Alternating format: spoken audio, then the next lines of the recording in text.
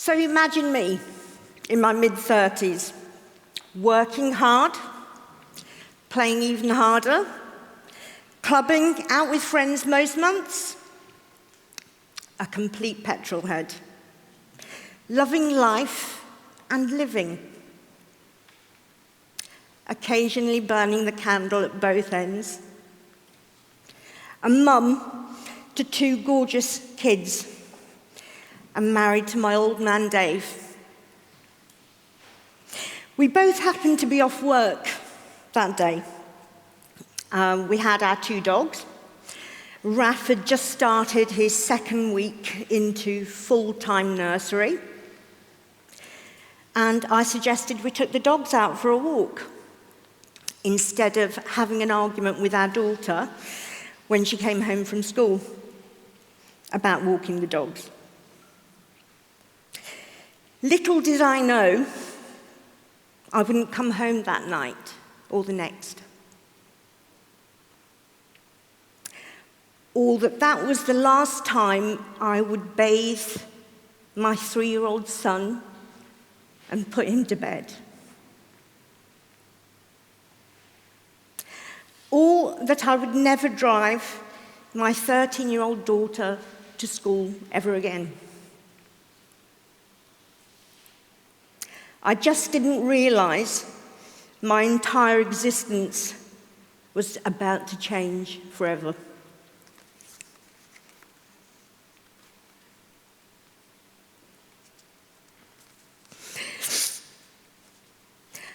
I skidded in a farmer's field. Dave and I locked eyes as I was falling. We heard twigs breaking. They were my bones, one after the other. My break was likened to something one would have in a low-impact car crash. I hit the floor with a thud.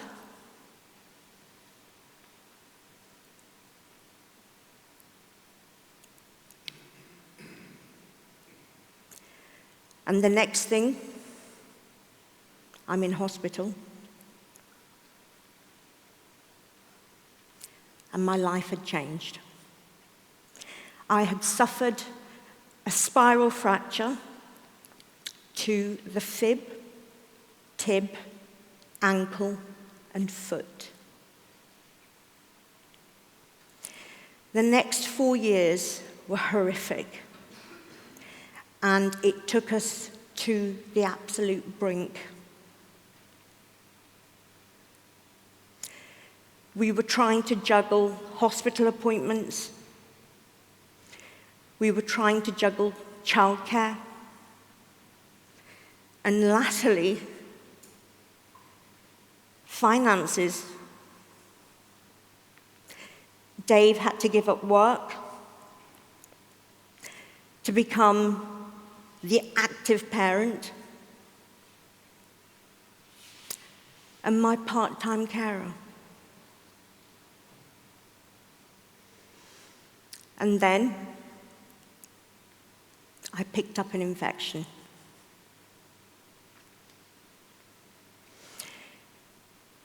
The infection was so bad, the doctors would talk about me possibly losing my leg.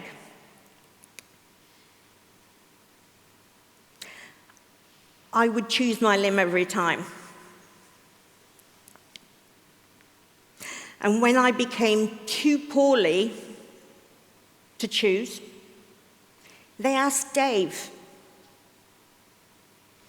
and he chose my life.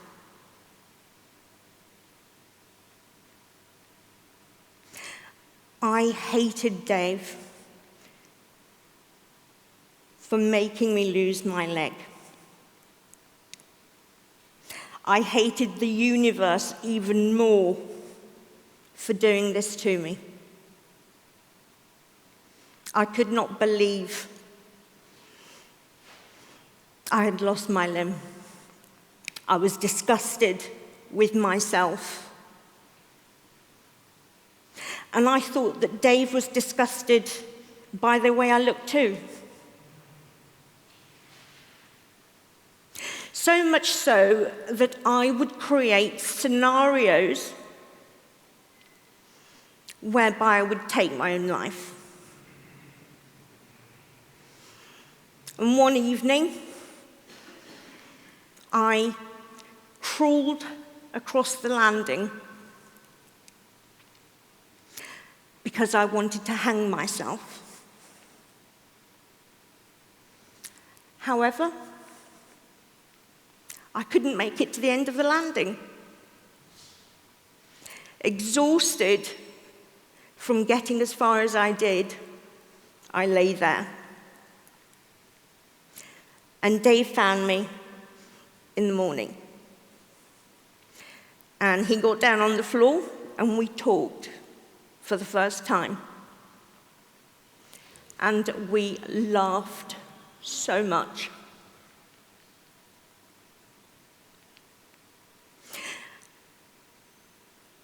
That morning, I realized how much I had missed. Our daughter was going off to university. Our son was 7 years old by now. And I decided I did want to live. I wanted to be there to witness them growing up. But things needed to change. Amber, our daughter, told me I could be a torso and she would still love me. Our son, Raf, said I still made things better.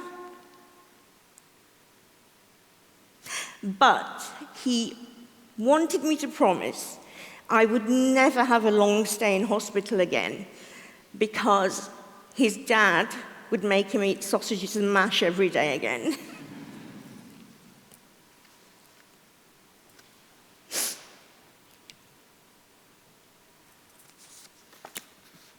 Beg your pardon. So, access is the key to every business and service. And it's only accessibility that's going to make things better. It's the only way the disabled are going to feel included.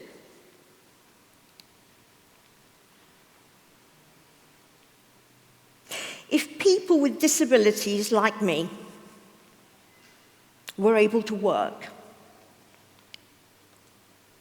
if our lives were more accessible, just think of the positive impact that would have on all the disabled people, people like me.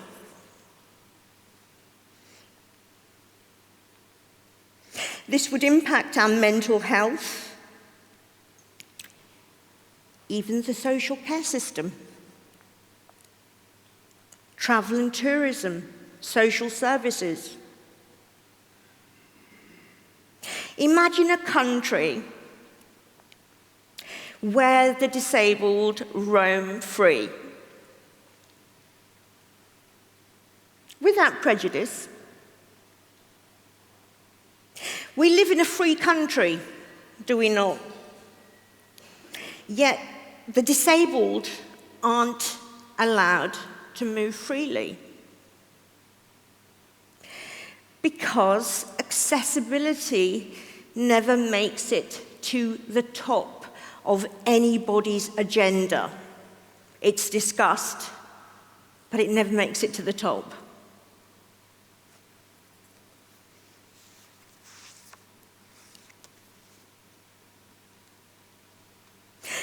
My world changed when I knew I had something to fight for.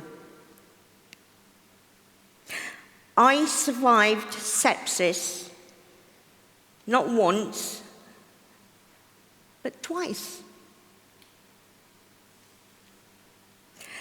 I survived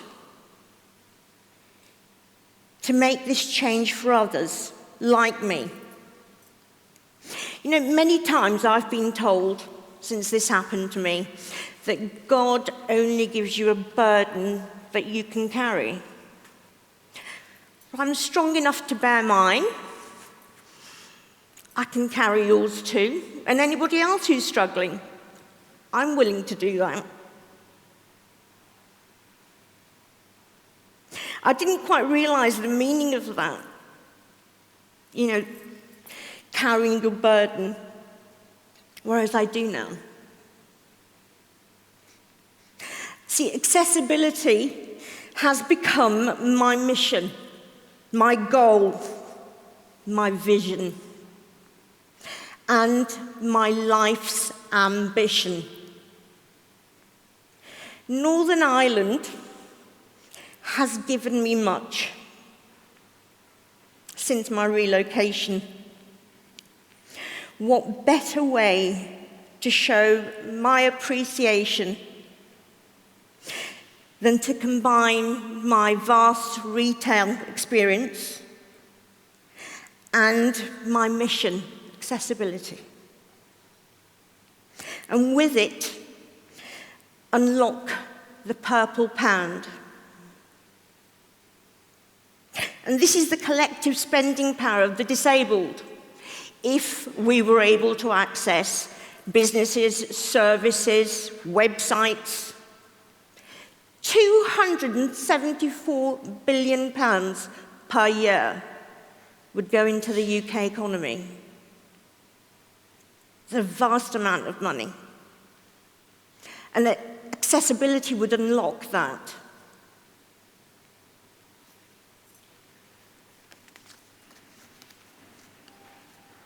Just imagine the rest of the world. How in awe they would be. We'd be sending out a clear message. Look at what we've done here. Because we are all equal. We are all free. In Northern Ireland, this beautiful country. Until there is accessibility, we cannot drive the change we so desperately need here. We must understand that. So the next time you're all out, please think of A, B, and C. A, for accessibility. Are you able to enter into a business? Able to use a website? Able to access a service? B, for benchmarking. What measures are in place? What improvements could we make? And C, conversation. If we don't talk about it, if we don't try to make this change, nothing will change. I want Northern Ireland to be the centre of excellence, the first of its kind in the world. I want for the world to take note that actually this can be achieved, it can be done. Help me make that change, please.